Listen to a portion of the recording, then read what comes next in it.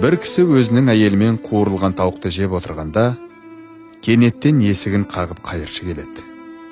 Күйеуі айқайлап оны қуып салады.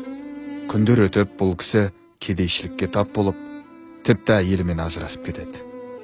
Ал әйелі басқа біреуге тұрмысқа шығады. Бір күні әйелі екінші некелескен күйеуімен бірге қуырылған тауықты жеп отырғанда, есігін қағып садақа сұраушы келеді. Үй иесі әйеліне: «Мына тауықты оған бер» дейді. Әйелі тауықты алып шыққанда, есіктің алдында тұрған адамды бұрынғы күйеу екенін танып қалады. Оған тауықты береді де екінші күйеуіне жылап қайта оралады.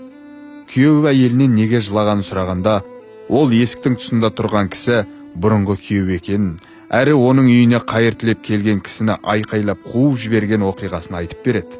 Сонда күйеуі: «Неге таңғаласың? Аллаға ант етейін, сол сұраушы мен едім» деген екен. Өмір алма кезек.